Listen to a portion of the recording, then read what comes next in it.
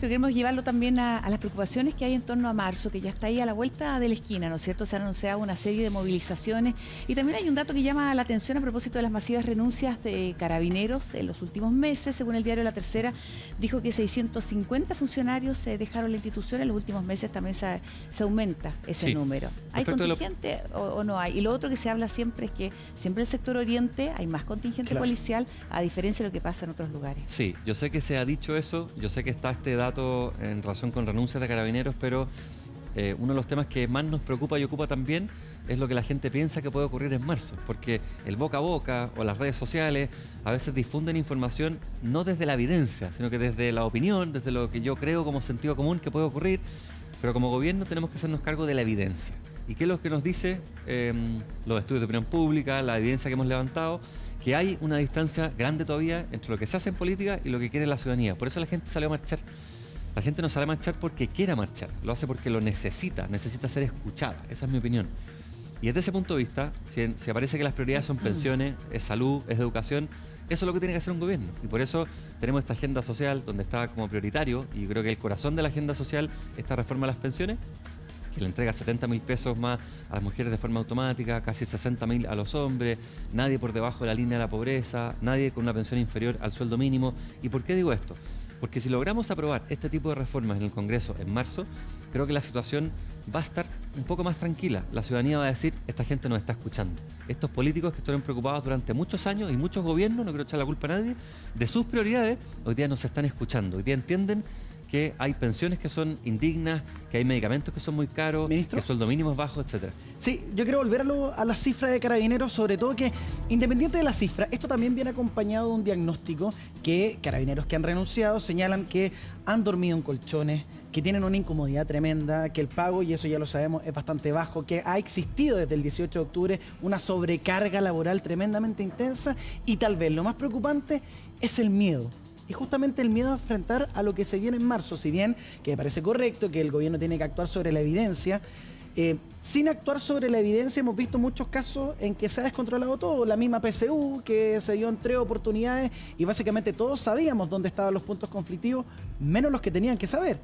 Y veíamos cómo en algunos colegios que se rendía la PSU estaban al lado de la Plaza Italia, que sabemos que es un lugar tremendamente conflictivo, donde se juntan una mayor cantidad de manifestantes. Entonces, a esta señal que nos entrega Carabineros, ¿no es que en marzo pudiese encenderse esto nuevamente y que no estemos preparados para enfrentarlo? No en razón de esta cifra. Yo conozco en detalle los esfuerzos que hace todos los días el ministro del Interior, el subsecretario del Interior y por supuesto el presidente de la República para anticiparnos a algo que no vimos venir, si esa es la realidad. Nuestra institucionalidad es súper antigua. Yo sé que hay toda una carga histórica y de distinta naturaleza en torno al decreto de estado de excepción, ¿ya? Entonces, ahí hay un ejemplo en que nosotros, por ejemplo, tenemos un proyecto de reforma constitucional en el Congreso que le permite al presidente de la República hacer algo que hoy día no puede hacer. Hoy día, si hay un embalse que está en riesgo, si hay un hospital que está en riesgo, si hay torres de alta tensión que están en riesgo, no puede enviar a las Fuerzas Armadas sin decretar estado de excepción. No puede. Y con esta reforma constitucional, las Fuerzas Armadas, sin dedicarse a orden público, ojo, no tienen funciones ahí, podrían proteger esas instalaciones que son críticas, esa infraestructura crítica, de forma de que Carabineros que la están actualmente cuidando vaya a cuidar sectores donde están produciendo ese conflicto. Entonces, ese tipo de proyectos son súper importantes. Yo entiendo y creo que es verdad que hay muchos carabineros que están estresados, que están cansados, y yo quiero hacer una defensa también a los carabineros porque si bien se han producido abusos graves y eso es una realidad, no creo que exista en Chile ningún carabinero que se levante en la mañana con la intención de vulnerar derechos humanos. No creo que sea así. Y creo que tampoco es justificable. No creo que ningún carabinero hoy día en Chile se levante en la mañana y diga voy a ir a vulnerar derechos humanos. Que hay cansancio y cansancio. ¿Abuso sistemático, perdón? ¿Abuso sistemático? Yo creo que ninguna persona se levanta con esa intención. Que han habido abusos y que se han producido situaciones gravísimas y que son objeto de investigación, eso es verdad.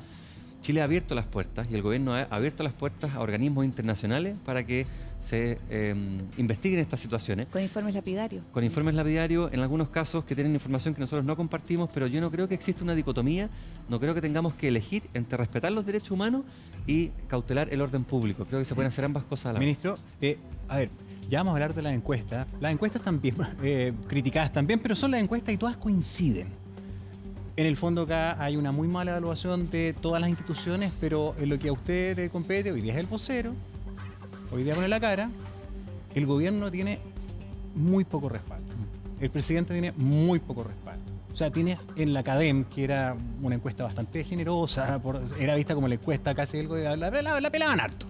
Y resulta que la CADEM le da un 9% esta semana y un 84% de rechazo. Y dentro de esa insatisfacción, la crítica transversal, porque yo he escuchado mucha gente de su sector que está muy disconforme con el gobierno, es no poder garantizar el orden público, no poder garantizar la tranquilidad a todos los chilenos. Mi pregunta es, ¿está en condiciones el gobierno de garantizar la tranquilidad de aquí en adelante cuando se está hablando de una reforma a la institución de Carabineros que va a tomar 7 años? ¿Qué haces en el intertanto? ¿Cómo se va a garantizar la tranquilidad cuando constitucionalmente Carabineros, que es la institución que garantiza el orden público, está pasando por una crisis tan profunda? ¿Cuál es el plan B? ¿Cómo se enfrenta este proceso intermedio? Es algo que estamos enfrentando todos los días. Lo que está viviendo Chile es una situación totalmente inesperada, totalmente nueva. Es evidente que en algunas ocasiones el Estado se ha visto sobrepasado, se ha visto desbordado. Hay muchas personas en Chile sin color político. Yo creo que esto trasciende colores políticos, que le exige al Estado algo que es súper legítimo de exigir por parte de los ciudadanos, que en el fondo es garantice el orden público. Y es muy necesario avanzar en esa línea porque si bien, no sé, hace algunas semanas había centenares de eventos graves todos los días, hoy día eso ha disminuido bastante a pesar de que ha habido días donde esto ha recrudecido. Se hacen esfuerzos todos los días para que esto pueda avanzar y hay, por supuesto, proyectos de ley en el Congreso que van a permitir en el mediano y largo plazo que esto también tenga un carácter institucional, pero a su pregunta se requiere una respuesta hoy día. Hay preocupación en torno a lo que va a ocurrir las próximas semanas, en lo que va a ocurrir el próximo semestre o este semestre, y el Estado está preocupado y ocupado. Uno no puede a veces entregar todos los antecedentes y detalles porque no corresponde hacer de todo de lo que se está haciendo, pero entendemos la gravedad de lo que está ocurriendo, entendemos la preocupación de vecinos que están más cercanos, no solamente a lo que ocurre en el centro de Santiago, sino también en regiones. Esto no únicamente ocurre en Santiago, también en regiones, y es una de las prioridades sin duda. Y entendemos que desde nuestro sector político, yo sé que este es un tema, como le decía recién, que trasciende sectores políticos, es una de las cosas que siempre se le exige a un gobierno que es de centro derecha, que en el fondo se garantice el orden público. Esta situación ha sobrepasado no solamente al gobierno, yo diría al Estado, a todas las instituciones, pero estamos totalmente conscientes de lo que tenemos que hacer y lo vamos a hacer. Ministro, sí, pero usted recién hacía una defensa de Carabineros, estábamos hablando también de que la institución y cada efectivo ha tenido que vivir una situación tal vez que supera todo lo que se había previsto. Con esa realidad, la pregunta es si ustedes están en condiciones de garantizar que en marzo, por ejemplo, se va a poder, por un lado, cautelar, no sé, que los vecinos que nos ven a esta hora en Plaza Italia puedan entrar a sus casas, puedan vivir sin lacrimógenas, puedan hacer una vida relativamente tranquila, al mismo tiempo el derecho para manifestarse de las personas que lo quieren seguir haciendo y también con una policía que sea profesional. Si yo creo que aquí en cualquier democracia es deseable tener una policía suficientemente profesional, pero hoy día hemos visto que nada ha funcionado mucho. No sé si van a seguir con la estrategia de acopamiento. Por otro lado, hay una amenaza de poder de acusar constitucionalmente al ministro del Interior si se insiste con ese tipo de iniciativas porque se cayó, sabemos, la acusación contra el intendente. Entonces, ¿están en condiciones ustedes como gobierno de garantizar que van a poder manejar profesionalmente el conflicto social en marzo? Estamos haciendo todos los esfuerzos todos los días para que las personas recuperen la tranquilidad y recuperemos como país la paz ciudadana. Entonces, podemos garantizar que no va a haber ningún evento, que no va a haber ningún episodio violento en las próximas semanas. Estamos todos los días intentando de que eso no ocurra en ningún lugar de Chile. Aquí hay dos cosas que están pasando en nuestro país desde el 18 de octubre. Uno, se han levantado legítimas demandas sociales de forma pacífica por parte de muchos ciudadanos que le están diciendo a los políticos: oiga, escúchennos, ustedes están preocupados de sus problemas, preocúpense de los míos, yo les pago su sueldo. Eso está bien. Y eso se han causado a través de políticas públicas en proyectos que se están discutiendo en el Congreso. Pero hay otra situación que tiene que ver con orden público, donde menos personas, donde pocas personas, pero que lamentablemente también son un número significativo en algunos sectores de algunas ciudades, provocan desmanes, realizan saqueos, desórdenes públicos, incendios, y eso ha provocado una situación de inseguridad en la ciudadanía. El gobierno está totalmente consciente, las policías están totalmente conscientes, sabemos también que la gente está cansada. No sacamos nada diciendo, mire, si teníamos antes, no sé, 300 eventos y hoy día tenemos 3. Oiga, aunque tengamos 1, la gente va a estar muy preocupada porque la tolerancia a los eventos graves va disminuyendo. La gente está cada vez más cansada. Sabemos lo que tenemos que hacer, lo vamos a hacer, no es una tarea fácil, requiere el apoyo de la oposición también, y hemos sentido apoyo de la oposición. Se firmó un acuerdo político el 15 de noviembre donde garantizamos no solamente un proceso que eventualmente nos pueda llevar a una nueva constitución, si la gente así lo decide el 26 de abril, sino que también un acuerdo por la paz. Y ahí esperamos que eso se traduzca en obras concretas, no solamente en declaraciones públicas. Ministro, ¿qué garantía se le va a dar a la gente, a la población, de que no se van a violar los derechos humanos a propósito del actuar de Carabineros y de la represión? Yo creo que no hay que elegir, lo decía recién, no sé si lo expliqué bien, entre la protección, la cautela, la garantía a los derechos humanos y el respeto al orden público. Creo que se puede, por parte de un buen gobierno, hacer ambas cosas a la vez, entregando directrices concretas a Carabineros y a las policías en general. Las tienen, existen esos protocolos, se han producido abusos. Uno no puede decir hay abusos porque los Carabineros están cansados. Yo sé que no estábamos diciendo eso antes, pero son situaciones que van por carriles separados. Y si se han producido abusos como se han producido, eso es un dato, esos deben ser investigados y las personas sancionadas, como también ha ocurrido. Pero creo, Karen, que no tenemos que elegir. Yo sé que la pregunta nos sugiere eso, pero se pueden entregar a la ciudadanía garantías en orden a que el gobierno está haciendo ambas cosas a la vez y existe una fórmula que nos permite recuperar la paz ciudadana sin que se vulneren los derechos humanos. Yo creo que sí, eso es lo que intentamos hacer todos los días y esperamos mejorar. Ministro, lo voy a llevar al tema de en qué se avanzó y qué falta. Lo que se ha avanzado, ¿no es cierto? Podemos mencionar, aquí hicimos un punteíto, la ley corta de pensiones, beneficiando, ¿cierto?, a más de 1.600.000 personas del pilar solidario, estabilización de las tarifas eléctricas, el congelamiento del alza de la tarifa del transporte público, intermediación de Senabast que va a permitir bajar el precio de los medicamentos hasta en un 70%, bono extraordinario de apoyo familiar también que entrega 50.000 pesos por carga, la ley ProPyme, tenemos la modernización tributaria también, ampliación del convenio de FONASA con la farmacia, el trato justo en ISAPRE, ¿no es cierto? Anuncios que usted mencionaba también que se han hecho de manera ágil. Lo prioritario a partir de marzo, tenemos también este punteo con un ingreso mínimo garantizado, reforma previsional, la reforma de FONASA también, pero entendemos que también hay varios problemas en el Congreso, se ha costado llegar a un acuerdo sobre estos temas. De estos tres que le mencioné yo, ¿cuál va a ser lo prioritario para marzo?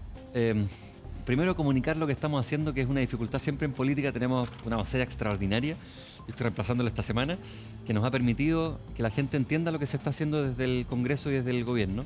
Pero contestando a la pregunta, el corazón de la agenda social, lo más importante, el tema pensiones. Lo comentaba recién con algunos detalles. Se aprobó en la Cámara de Diputados, esperamos que el Senado la apruebe, ojalá en marzo, para poder estar pagando el diferencial en materia de pensiones a hombres y mujeres a partir de marzo. Después tenemos el ingreso mínimo garantizado, que es distinto al salario mínimo. Este es un subsidio que entrega directamente el Estado al bolsillo del trabajador, de manera directa. Para quienes ganan el sueldo mínimo, van a recibir 59.200 pesos adicionales. Esos son cerca de 700.000 personas en Chile. El proyecto está a punto de ser aprobado en el Senado, esperamos que se apruebe. Y en materia de seguridad, el tema que conversábamos de la infraestructura crítica, permitir a las Fuerzas Armadas colaborar con el presidente sin decretar estado de excepción para poder liberar eventualmente Carabineros que están protegiendo actualmente infraestructura crítica para irse a otros sectores. En materia de medicamentos, hoy día Chile tiene uno de los precios más altos en Latinoamérica, en el mundo también. Entonces nos enorgullecemos de muchos temas, pero deberíamos sentir vergüenza del precio de los medicamentos y eso es algo que estamos cambiando. ¿Y cómo se enfrenta la crítica de que todas estas reformas están siendo insuficientes, que podría ser más?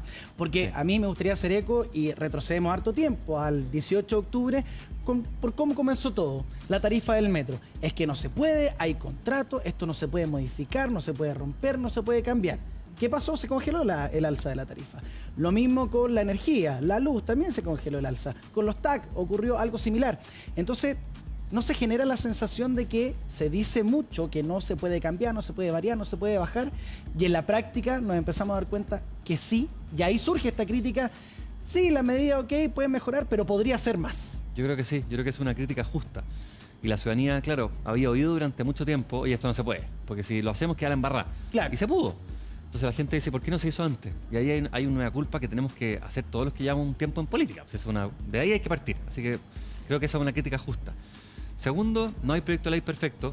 O sea, al final uno puede proponer un alza de 50% en las pensiones para los mayores de 80 años, una reducción del transporte público en 50%, estas 60 lucas, perdonando la expresión, del Estado al bolsillo de los trabajadores que ganan el sueldo mínimo. Pero claro, desde la ciudadanía hay una sensación también justa de decir, oiga, hagamos más. En el fondo, con mis impuestos pagamos los sueldos de todos ustedes. Chile es un país al que le ha ido bien. Yo creo que se pueden hacer esfuerzos adicionales. Estamos empeñados en eso en el gobierno y esperamos que eso se note, porque además cuesta harto comunicar. Nos ha costado mucho comunicar, a pesar de la gran vocera que tenemos, porque ha habido en el último tiempo como una avalancha de proyectos de ley esa lista. Nos costó sangre, sudor y lágrimas sacarla del Congreso, pero hay que comunicarla bien. Ministro, a ver, hay coincidencia. En todas las mediciones, el principal anhelo de los chilenos es tener pensiones mejores, pensiones que sean dignas. El problema, creo, o estaré equivocado, es que sin pega, y sin pega buena, con contrato de calidad, no tienes derecho a ningún tipo de soporte social, menos una pensión, ¿cierto? ¿Y qué está pasando hoy día? Que si bien el empleo se ha mantenido resiliente en 7%, en fin, tenemos un alza bastante considerable de informalidad. 30%. 30%. O sea, se mantiene el empleo, se está generando empleo, pero empleo malo, empleo sin contrato, empleo que no va a tener derecho ni a soñar en una pensión aunque la mejoraran en un 100%. La pregunta es, ¿cómo están evaluando esto? ¿Cómo no hacer una sobreexpectativa? Porque el empleo no lo inventa usted ni el gobierno, el empleo viene de la inversión, el empleo viene del crecimiento. El Banco Central dice que este año vamos a crecer un 1 y que el 2021 tal vez un 2. Eso es poquitito. Por lo tanto, la cosa no está muy bien. ¿Se le puede prometer a la gente una mejora en su calidad o hay que sincerar de que tal vez vamos a tener que acostumbrarnos a pegas más de menos calidad y en fin? Yo creo que en materia de expectativa, si uno crea expectativas falsas, no dice la verdad, pan para hoy día, hambre para mañana, porque en definitiva la gente hoy día tiene buena memoria, la prensa, los comunicadores hacen su trabajo también, así que comprendemos la importancia de ser cauteloso y responsable en materia de expectativa. Estas medidas que estamos planteando, que están discutiendo en el Congreso, ayudan, benefician. Claro, 60.000 pesos puede que no sea una fortuna, pero cuando uno recibe una pensión o cuando uno recibe el sueldo mínimo, es un alza importante en sus ingresos. Este bono por carga de 50.000 pesos que entrega el Estado para las familias más vulnerables también es una ayuda. ¿Es la solución a todos los problemas? No. Las soluciones son estructurales. Cuando hay más crecimiento, cuando hay más inversión, mejora la cantidad y la calidad de los empleos. Esa es una realidad. Es decir, tenemos que volver a como estábamos antes del 18 de octubre. Yo creo que no. Yo creo que ahí teníamos fallas estructurales importantes que es necesario corregir. Hoy día tenemos un programa de gobierno que está vigente, que le permitió al actual gobierno, que hoy día tiene una baja aprobación, llegar al gobierno y que es necesario actualizar sin renunciar a lo que te llevó a ser gobierno, pero en definitiva para crear expectativas adecuadas. Claro, uno no puede con un decreto aumentar o bajar a la mitad el desempleo en Chile, porque eso sería irresponsable, lo han hecho algunos países y naturalmente que eso genera inflación y problemas a más largo plazo. Pero sí se puede, a través de estas medidas concretas, ayudar a quienes lo pasan más mal, a quienes más les cuesta llegar a fin de mes, que son los adultos mayores, personas que viven en Santiago y en regiones, y para eso el tema de las pensiones y los medicamentos nos parece fundamental. Y se sigue dando mucha importancia, ministro, eso sí, al tema de la capitalización individual, a lo que uno pueda ahorrar. Y en ese sentido, la crítica también es que no se toca a la AFP ni a las ganancias ni utilidades que puedan tener. Yo creo que ese es un debate que es necesario tener y que es necesario realizar a propósito de lo que estamos discutiendo en materia de pensiones. Y claro, se proponía en gobiernos anteriores una AFP estatal. Se pueden hacer modificaciones, estamos totalmente abiertos a eso. Yo creo que una de las cosas que uno ha comprendido después de lo que pasó en octubre es que uno no puede decir yo tengo el programa mágico, tengo todas las soluciones, la gente del frente está totalmente equivocada. Uno tiene que desarrollar esa capacidad para escuchar, pero escuchar en serio, o sea, estar disponible a cambiar tu posición en función de lo que te plantea el del frente. Y en el tema de la AFP hay apertura a dialogar. Está este proyecto en el Senado, esperamos que no se eternice el tema de las pensiones y si es necesario abordarlo en otro proyecto para no retrasar el pago de las pensiones, díganos dónde y cuándo, ya vamos a estar para discutirlo. Y ese 6% va a poder uno elegir, ¿no es cierto? Bueno, ya está en la discusión, ¿no es cierto? A propósito del 3 y 3%, pero va a poder uno, en definitiva, elegir también qué va a pasar con eso, si va a ir al tema, no sé, global o que se va a sumar, ¿no es cierto? A lo social, Exactamente. Eso es parte de la discusión que está actualmente planteándose en el Congreso. Esperamos que esto no tome más de algunas semanas en el Senado. Aquí lo relevante es saber, claro, cuándo va a ir, cuánto va a ir a solidaridad, cuánto va a ir al ahorro individual, qué vamos a hacer con ese dinero que vamos a tener a disposición del Estado para favorecer a las personas que más mal lo pasan. Es una discusión que yo espero que se dé en semanas. Nosotros presentamos una propuesta, están en discusión y en el Senado esperamos tener, insisto, ojalá despachado este proyecto, que además tengo la impresión de que es lo que la gente quiere. O sea, cuando los políticos discuten durante años, la que pierde es la ciudadanía. Y a propósito de esta profesora del norte que quería retirar, ¿no es cierto?, su plato, ¿usted es partidario de que uno pueda sacar sus ahorros? Eso creo que es una política pública que tiene por lejos, que en definitiva uno puede decir, oye, ¿por qué no? Si yo he tenido estos dineros ahí guardados que me los están administrando, puedo retirarlos cuando quiero y hacer lo que quiera con eso. Se desarma un sistema que requiere correcciones, pero que ha funcionado en parte. Entonces, Poco, porque la promesa de jubilar con el 100% yo sé del sueldo que no requiere existe. correcciones. Donde se ha hecho esto, y en algunos países de Latinoamérica donde se ha provocado una situación parecida, no ha resultado bien. Cuando uno le entrega la facultad de administrar a un ente de forma de ir revolviéndole esos dineros paulatinamente a través del sistema de pensiones, si uno toma la decisión de cortar eso de raíz y de que cada uno haga con ese dinero lo que quiera, desarma el sistema. Tengo la impresión de que este no es el momento para Y hacer no eso. desarma a las personas también recibir tan poca pensión. Yo creo que en casos particulares, donde hay situaciones extremas, sí se puede pensar en excepciones de forma que las personas puedan retirar esos fondos, en casos Judicializando excepcionales. cada caso. Lo que pasa es que lo que ocurre cuando uno judicializa es que puede terminar en fallos distintos. Acá no tenemos fallos uniformes en torno a casos parecidos. Aquí no hay el precedente, como existe en algunos países en Europa, es que si se falla de una manera determinada un caso particular, jurisprudencia. opera para el resto igual. Entonces creo que tiene que haber una normativa más general que les permita a algunas personas en casos muy excepcionales poder hacer uso de esos dineros, pero sin pensar en votar un sistema sin tener una mejor alternativa. Ministro, lo quiero invitar a esta parte del Voy. estudio porque acá tenemos resultados de la encuesta CADEM Voy para allá. para que veamos cuál diría usted que es hoy la principal problema económico que enfrenta nuestro país, y las respuestas la verdad que son bien decidoras. Me quiero quedar con las tres primeras porque con un 43% habla de la crisis de descontento social y las desigualdades, luego como con un 21% la violencia y la falta de orden público y con un 12% el desempleo. Si nosotros hacemos un resumen de la mayoría, la verdad es que todo se enmarca en la desigualdad, en el temor que se está viviendo actualmente en el trabajo y sobre todo cómo llegamos a enfrentar esta desigualdad que cada vez se está haciendo más latente, y no solo en términos económicos, en educación, en salud, donde al parecer los más ricos al parecer no se enferman mucho o tienen más acceso, también tienen mejor educación, y así esto se va proyectando a través de toda la vida. ¿Cómo se enfrenta esta situación? Primero, mirando lo que te están diciendo las personas. Yo creo que lo que nos permiten hacer este tipo de encuestas es reconocer si es que existe sintonía en torno a lo que está haciendo un gobierno en particular y lo que la gente quiere. Y yo creo que en el pasado no hubo mucha sintonía. Eso queda claro con lo que pasó a partir de octubre en adelante. Y eso es lo que hemos intentado hacer, responder desde medidas concretas a las preocupaciones ciudadanas. Porque para eso existen los gobiernos. La gente se pone de acuerdo para formar un gobierno, para delegar algunos derechos en función de que eso me contribuya al bienestar. Crisis de descontento social y desigualdades, más el tema de la violencia, más del 50%, y es lo que conversábamos antes. En definitiva, hay mucha gente que ha participado en marchas, no porque se ha entretenido a hacerlo, sino porque necesita ser escuchada, y lo hace de forma pacífica, de forma legítima en todo Chile. Impecable.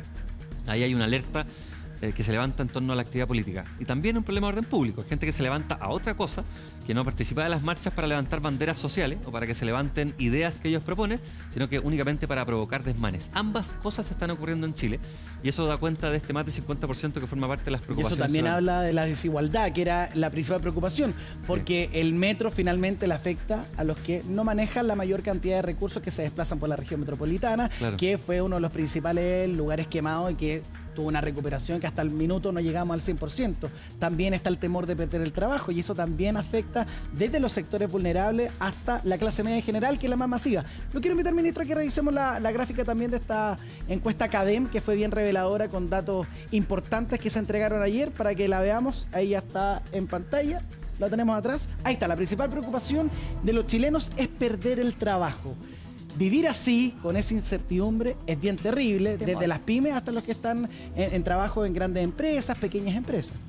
Absolutamente. Yo creo que cuando uno piensa cuál es el rol del gobierno, cuál es el rol del Estado, tiene que comprender que esa es la preocupación número uno. Si en definitiva, si uno tiene con qué llegar a su casa, cómo contribuir a que siga funcionando su hogar, difícilmente puede hacerse cargo de otras preocupaciones. Entonces, lo decía recién Gonzalo, es fundamental el tema del empleo. Sin eso no hay nada. Si en definitiva, si uno no es capaz de garantizar o entregar las oportunidades para que se generen buenos empleos, que exista inversión, que exista crecimiento, más allá de las críticas que puede generar un determinado sistema, lo que se genera es desempleo, y eso es lo más fatal para una familia, para una Ministro, persona. hemos visto un aumento, incluso un error ahí comunicacional, el gobierno hizo un mea culpa, un aumento de desvinculaciones o despidos por necesidades de la empresa. Uno entiende que el conflicto social golpeó a muchas pymes, por ejemplo, que no han tenido la espalda para poder resistir, no sé, daño en su infraestructura, y han tenido que lamentablemente despedir gente. Pero ¿cuánto se fiscaliza o cuánto se hace para que no haya un aprovechamiento en aquellos que sí a lo mejor tienen la espalda, que pueden resistir y que pueden mantenerle el trabajo a las personas, para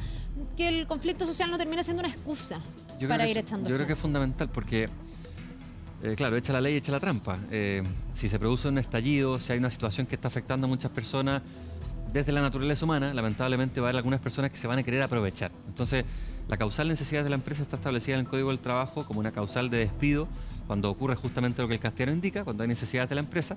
Que es bastante amplio y bastante discutible en condiciones normales. Yo creo que ahora más discutible Y todavía a eso raíz del requiere aumento de mucha la vida. fiscalización. Y yo se lo escuchaba al presidente de la República, se lo escuchaba a la ministra del Trabajo, y si bien no conozco las cifras exactas porque no forma parte de la cartera en la que me toca participar hoy día en el gobierno, sí sé que se han hecho esfuerzos importantes para evitar que existan abusos, porque lamentablemente, ojalá que no, digamos, y que las cifras nunca arrojen que hay personas que se han aprovechado de lo que está pasando para beneficiarse o a su empresa. O reducir costos. O reducir al final es costos, eso. pero tiene que haber un Estado cercano para evitar que eso ocurra, y cuando tengamos esas cifras se las puede entregar. Sí, ministro, ¿qué pasó con esas cifras? Cuéntela firme. No, a ver, A ver. cuento la firme. Es que, a ver, fue un craso error, por eso salió el director del trabajo, porque en el fondo hoy día necesitamos más que nunca transparencia. Y resulta que se informa como una buena noticia. Bajaron los despidos por necesidad de la empresa y al final era un alza súper potente. Sí, ojalá que no suene muy político lo que voy a decir, digamos, pero aquí hay dos metodologías. Una que te permite decir o tener una cifra en torno a cuándo se entrega el aviso de despido Sí. ante la dirección del La trabajo. notificación. La notificación, y la otra es cuando cesa el vínculo Sí. laboral. Pero así se me dio siempre. Po. Claro. Entonces, para comparar, tú tienes que tener peras con peras. Exactamente, y acá se compararon peras con manzana, se creyó en la cifra que se estaba Ahora, dando yo puedo por pensar parte- mal de ese cambio de peras. Pensemos bien, po. Yo creo que es mejor ¿Están las pensar- cosas como pensar bien? Yo sé que están las cosas como para Caso. dudar, pero mientras no tengamos la evidencia, uno no puede decir acá cambiaron las cifras para fregarse a alguien. Se produjo este cambio de metodología, se dio a conocer la cifra, confundió a todo el mundo, y termina saliendo esta persona a cargo de entregar estas cifras y a cargo del cambio de la metodología, porque fue súper equívoco. Pues en el fondo pensamos que era una buena noticia, se tuiteó como que era una buena noticia y terminó siendo lo contrario. Y las acciones en la vida y en política tienen consecuencias. Ministro, también tenemos más datos reveladores de la encuesta Academ, sobre todo de la aprobación del gobierno, que sin duda les pega fuerte. Hemos visto cómo ha ido descendiendo este índice. La desaprobación llegó a un 84% y la aprobación del gobierno llegó a un 9%. Qué difícil es poder trabajar, y se lo pregunto como ministro de Estado, avanzando en una manera donde no está el sustento o la ciudadanía no está contenta con el trabajo que se está haciendo. Sí, yo creo que está explicado de forma correcta. Es difícil cuando uno se da cuenta cómo el presidente 24/7, incluso estando en vacaciones, está preocupado de todos los temas y eso no tiene un reflejo en la aprobación ciudadana. Los segundo y tercer años de los gobiernos siempre son más complicados, siempre se le llama como los inviernos políticos, pero esto ya claramente es otra situación porque estamos viviendo una situación distinta a nivel nacional y porque las cifras dan cuenta de que aún la distancia entre la política y las personas que nos están viendo en sus casas, que nos están escuchando, es muy grande. ¿Y cuál es el mea culpa, ministro? ¿No hay sintonía con la gente? ¿Se está comunicando mal? ¿De qué manera ustedes lo enfrentan cuando se reúnen? Que ustedes lo dicen y lo comunican, estamos avanzando, tenemos una lista grande, nos ha costado muchísimo, pero al parecer la gente no lo está sintiendo. Cuando se tomó la decisión de hacer el cambio de gabinete el 28 de octubre, algunos fuimos convocados, yo estaba en bienes nacionales, algunos fuimos convocados a asumir funciones más cerca del presidente y más de tinte político. Y dijimos que sí, porque entendemos que si bien esta no es una crisis que nace en este gobierno, sí nos corresponde a nosotros decir que sí, dar la cara, proponer soluciones frente a una crisis que lleva arrastrándose durante décadas, yo no sé cuántas, pero claramente esto no nace el 18 de octubre, no nace cuando empieza a gobernar el presidente Piñera. Pero si uno está en el gobierno, si a uno le gusta la política, si uno cree que puede aportar con soluciones, ¿cómo vamos a decir que no? Entonces es difícil. Nos gustaría, por supuesto, que la ciudadanía y que las personas que nos están viendo en sus casas sintieran los esfuerzos, y no solamente sintieran los esfuerzos, sintieran que eso los beneficia a ellos, que estos 60.000 pesos de este ingreso mínimo garantizado o esta alza en las pensiones los está beneficiando. Creo que eso se va a empezar a notar con el paso de las semanas, con el paso de los meses, y espero que los números Ministro, de aprobación empiecen a subir. ¿Cómo explica usted que aquellos que votaron por este gobierno no estén aprobando a este gobierno? Porque me imagino que ahí está lo más doloroso. O sea, un 9% se queda muy por debajo de una votación que uno podría discutir con voto voluntario, si es tan relevante como era antes. Fue bastante más que en otros procesos Sí. de voto voluntario. Yo creo Significa que que los propios partidarios de este gobierno están desilusionados. ¿Por qué? Yo creo que el tema izquierda, derecha, centro, como que ha perdido un poquito de vigencia con lo que ha pasado en Chile. Pero, a su pregunta, en un gobierno de centro-derecha, la gente espera normalmente dos cosas: que el tema económico ande bien que ahí no haya ningún problema y que el orden público se mantenga sin problemas también. Acá hay situación compleja en ambos flancos, en ambos ejes. Entonces, las personas que votaron por nuestro gobierno, que apoyaron al presidente, esperan que nosotros tomemos medidas más concretas para solucionar esos temas. Y eso, en una situación de crisis, no hay un conejo que uno pueda sacar de un sombrero, no hay una fórmula mágica. Pero vamos a seguir trabajando, vamos Pero a agarrar, si me permite la expresión, hasta el final. No y son vamos a solamente seguir esos dos trabajando en eso. temas. Hay un desencanto. En principio. Hay un Como desencanto. Pero yo veo a partidarios del sector de la derecha que votaron por el presidente Piñera, por el gobierno actual, y que, por ejemplo, con el tema constitucional, yo he leído ahí, nos engañó Piñera. Mire lo que dijo Guevara. En el fondo lo que piensa de verdad el gobierno es que va por una nueva constitución. No hay presidencia, no es tal esta neutralidad. Y efectivamente hay parte del gobierno que se ha manifestado. Sí, eso es cierto. Yo creo que si uno analiza lo que ha dicho el gobierno en esta materia, estamos dispuestos a que se modifique, se reforme, se transforme, se modernice. Ahí estoy ocupándolo, estoy hablando como el presidente, digamos, pero la actual constitución. O sea, ¿es posible dejar la actual constitución como está? Imposible. Eso es un dato, y acá no estoy saltándome la presidencia, porque en definitiva el 26 de abril la gente va a decir apruebo o rechazo al proceso constitucional o no. Pero quienes están diciendo no, y quienes han dicho públicamente que no, y quienes políticamente han dicho que no, comprenden que se requiere igual hacer modificaciones. Nadie hoy día en Chile dice la constitución esta y sin ninguna modificación. ¿Cree usted? Yo creo que hay gente que quiere dejar esta Poca constitución gente, y gente que votó por el este mínimo. gobierno y que está por el rechazo. Es que está por el rechazo. El punto que estoy intentando hacer es que el rechazo no significa dejemos la Constitución como está. Significa eventualmente modifiquémosla a través del cauce institucional, el capítulo 15, Ya, que pero no es establece las lógico reformas. pensar, ministro, que aquellos que están por el cambio querrían votar un apruebo y por ende entonces al escuchar al intendente Guevara, al escucharlo a usted, al escuchar al presidente decir que están dispuestos a cambiar, a reformar, a mejorar la Constitución, entonces están A la con el misma apruebo. vocera que ha dicho soñar con una nueva constitución. Yo creo que cuando uno está en el gobierno, si bien tiene una responsabilidad con las personas que han votado por uno, la responsabilidad principal es hablarle al país completo y es representar a los ciudadanos hayan o no votado por ti. Yo creo que en el tema constitucional el presidente nos ha pedido ser garantes, ser facilitadores, mantener la presidencia. Además hay un instructivo de Contraloría que te dice ni con recursos Y públicos gobernar ni para en horarios de todos. trabajo Sí. se puede meter un funcionario Así. público en el tema constitucional. Estamos trabajando todos los días por la presidencia y si bien ha habido algunos episodios, vamos a seguir trabajando por eso. Y ya que se abrió este proceso ya constituyente, ¿no es Sí. cierto? Estamos por- ¿Cómo ve al presidente? Se lo quiero preguntar. Bien honestamente dice que conversó con él ayer o antes de ayer. ¿Lo ve como un árbitro, como un garante o dolido o conectado con lo que está pasando?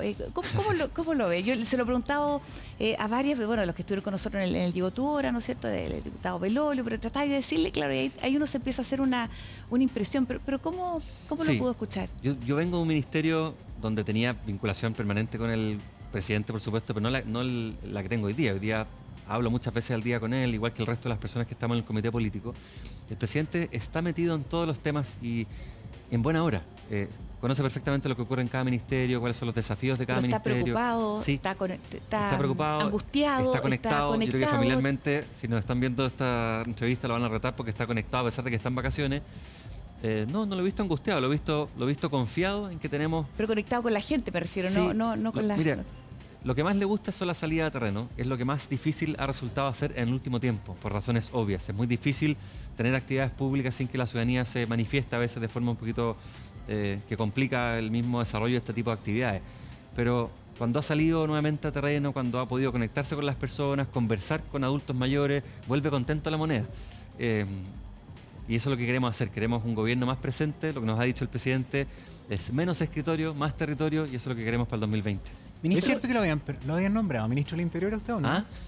No, solo recibí- No, pero a ver, una de las cosas que valora la gente hoy día Es que está de es saber la cumpleaños. Ah, está de cumpleaños. Contéstele, Tiene un bono, contéstele que tiene está un bono. cumpleaños. Tiene un bono por pregunta. ¿Lo habían nombrado, no? family punto. Diga la verdad, si no tiene nada. ¿Lo habían nombrado, no? No, solo recibí un llamado del presidente de la República ese día en la mañana.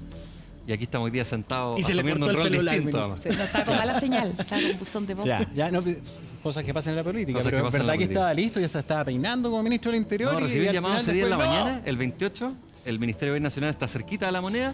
Partí de la moneda y ahí esperamos y vimos todo lo que ¿Pero ese ocurrió. llamado fue para la Secretaría General Para de la Secres. Presidencia o Sí, para el la Ministro del Secres. Interior? Véngase para acá, necesitamos conversar, va a haber un cambio en el gabinete me explicó las funciones del nuevo ministerio, de este ministerio, no de la vocería, sino que de Sexpress, y el resto... Y no del Ministerio del Interior. No del Ministerio del Interior, el resto lo contará la historia.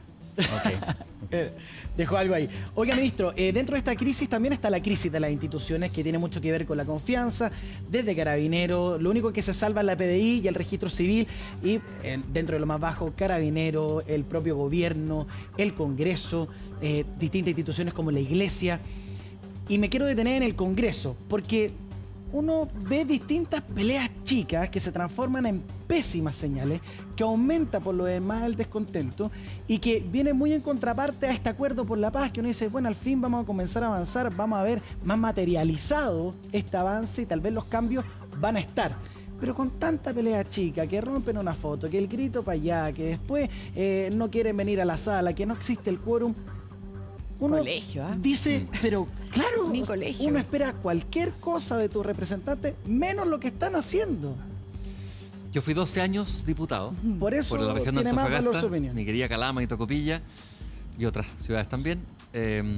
Y lo que he visto desde que llegué a este rol en la Sexpress del 28 de octubre en adelante ha sido un congreso que ha colaborado. Yo sé que hay muchas veces en que los parlamentarios dan pie para que existan críticas ciudadanas y a través de los medios de comunicación, porque a veces dan pie para que eso ocurra, pero han estado a la altura y casi sin exclusiones. Hay algunos parlamentarios que te dicen que no a todo porque proviene del gobierno, pero nos hemos encontrado con un parlamento que está dispuesto a escuchar, que te dice, tu iniciativa me tinca, la voy a cambiar, la voy a aprobar. Nos han aprobado los proyectos. El hecho de que en la Cámara de Diputados, a pesar de que había miles de diferencias, se aprueba la reforma de pensiones, que se aprueba la ley antisaqueos, podemos tener diferencias en torno a eso, que se aprueba en la Cámara de Diputados el ingreso mínimo garantizado, estas 60 luquitas al bolsillo. Me he encontrado con un buen congreso, lo quiero decir, y con participación, con colaboración. Hubo un bullying así un par de semanas al principio cuando llegamos al congreso, que es natural a los Sexpress, pero después de eso había un congreso que se ha ¿Y usted portado no bien. está enojado con la cantidad de acusaciones constitucionales? Algunos pierde dicen que tiempo. se ha abusado, que eso ha sido como más de show Se pierde mediático. tiempo. Es una facultad que tienen los diputados, pero cuando se calendarizan y cuando se anuncian una tras otra las interpelaciones y las acusaciones constitucionales, uno dice, la señora que nos está viendo en su casa, el adulto mayor, espera que a través de ese instrumento se solucione su pensión, se mejore su pensión. Yo creo que no. Yo creo que lo espera a través de la discusión de los proyectos de ley. Entonces, está bien que se usen las atribuciones fiscalizadoras, pero cuando uno escucha a los parlamentarios decir, oye, esta acusación tiene únicamente fines políticos, yo la votaría en contra, pero tengo que votarla a favor porque forma parte de una coalición política, eso ahí te habla de que están abusando algunos en algunos casos. A propósito justamente de la encuesta Cadema, un 67% se habló de una mayoría, nosotros estaría aprobando una nueva constitución. ¿Cómo ve el proceso constituyente con independientes? ¿Va a haber garantías para quienes aprueben o para quienes rechacen? La participación de las mujeres también, tanto en quienes Sí. postulen como quienes se elijan. No sé su Sí. opinión y parecer. Lo veo bien, hubo una discusión muy interesante sobre todo en la Cámara de Diputados a propósito, porque se logra este acuerdo el 15 de noviembre para que exista un proceso constituyente, casi todas las fuerzas políticas, se forman comisiones técnicas, se arma como un tinglado para llegar eventualmente a octubre, si es que la opción apruebo gana el 26 de abril, no sabemos lo que va a ocurrir, y surgen temas que no fueron parte de ese acuerdo original, como es la paridad, que me parece bien. ¿Usted está de acuerdo con la variedad? Sí. Porque en su sector Sí. político ha estado la mayor resistencia, en la UDI. Hoy día la UDI, Renovación y Evópolis están a favor de que exista paridad en el Pero proceso en las que constitucional. postulen o en las que se elijan. Claro, porque ahí el mecanismo es distinto. Claro, ahí hay un mecanismo de entrada que en el fondo garantice que las candidatas puedan ser iguales en cantidad a los hombres, en el caso de las mujeres, o que exista un mecanismo de corrección. Y nosotros Pero queremos... no en las que se elijan. Por eso es el mecanismo de corrección. Sí, Cuando tú en el la fondo respuesta es sí, pero con estas características. puedes llegar a Uno, quitar cupos. digamos. que exista una paridad, que al final exista, que se garantice que exista un número parejo entre hombres y mujeres, pero que eso ojalá que no implique que metamos la mano en la urna. Es decir, que si un distrito en particular prefirió elegir más mujeres o más hombres, no tengamos que hacer una corrección que altere la voluntad soberana. Ya, Es o un sea, poco el usted prefiere principio de la las paridad. cuotas iniciales. No, también estamos abiertos y como gobierno, bueno, en realidad fue Chile Vamos quien propuso la fórmula que se está discutiendo actualmente en comisión mixta. Estas listas. Sí, estas listas cerradas por distrito, de forma que se garantice candidatos y también un resultado lo más paritario posible. Estamos a favor de eso. El tema de los independientes también, se garantiza que 2 o más independientes pueden formar pactos políticos, reuniendo una cantidad de firmas, y son los temas que, si bien no forman parte de este acuerdo original, se han ido incorporando para bien. Yo creo que este va a ser un proceso bonito. Nadie conoce cuál va a ser el resultado, los números como que han ido cambiando según encuestas, como aparecen distintos estudios de opinión, incluso en Twitter.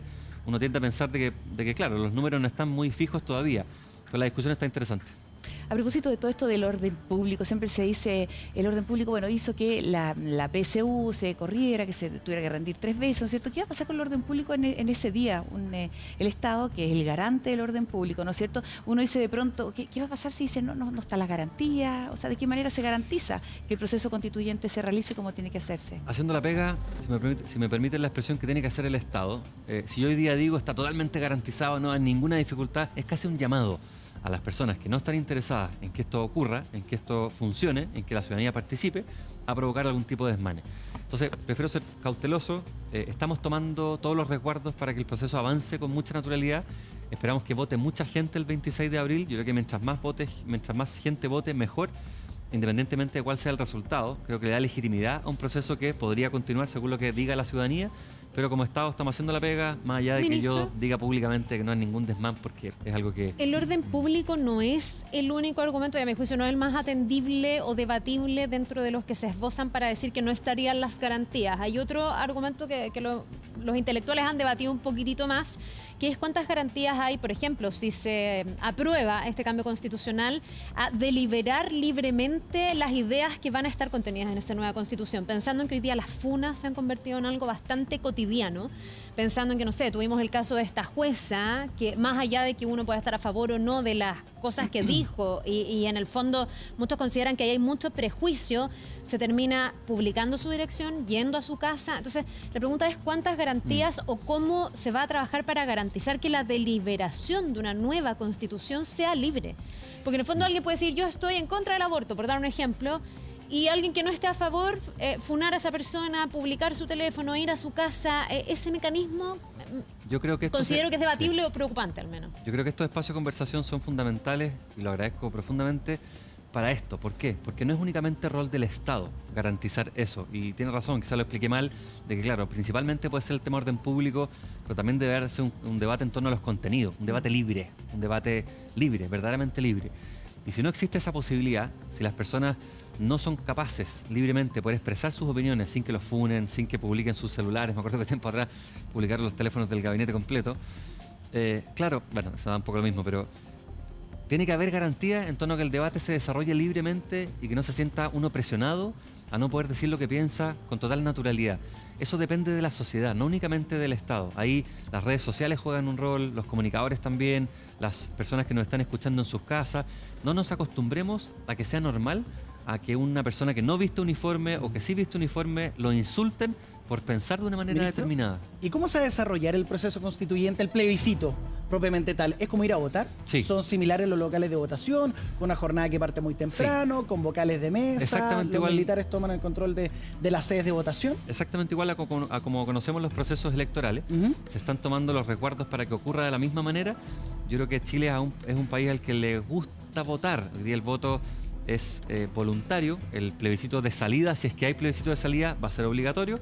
Pero creo que siempre ha sido un día, a mí me gusta mucho el día de las votaciones, he sido candidato 4 veces además, y creo que es un día en el que va a participar mucha gente en la línea de cómo conocemos los procesos electorales Y en de Chile. verdad, se está anticipando a lo que pudiese ocurrir. Yo soy bien majadero con el tema que pasó en la PSU, que todos sabíamos dónde pudiesen haber locales donde se rendía la prueba, bien conflictivo, y la verdad es que no estaban depositados todos los esfuerzos ahí. ¿Nos van a garantizar de que yo pueda ir tranquilo a votar, lo que hablamos de la libertad, sin ningún problema, que nadie me presione, que lo haga en paz? Sí, para eso tenemos que colaborar todos, el Estado va a cumplir con su función y esperamos que la ciudadanía también. Estoy seguro de que va a ser un proceso en el que va a participar mucha gente, que va a ser bonito, el resultado lo desconocemos. Yo respecto a eso, por supuesto que no puedo opinar en torno al fondo, pero creo que va a ser un buen día para Chile. Ministro, queremos agradecer. Tuvimos harto rato y para hablar de lo que ha pasado, de lo que pensamos que puede pasar, de los desafíos también. ¿Cuándo termina usted de ser yo también estoy subrogando? ¿En serio? Yo también estoy subrogando. ¿Cuándo Se supone que el termina? próximo lunes. Próximo lunes. Sí. Vocero de verano. Pareció. Se ¿Se Así supone? es. ¿Así supone. de incierta está la cosa? No, es que tiene que descansar la vocera, pero no, es un dato, próximo lunes. Ok, más ustedes que No, cambiaron no. las cosas. Gracias, Gracias. ministro. Muchas A ustedes gracias por la Muy invitación. bien. Gracias.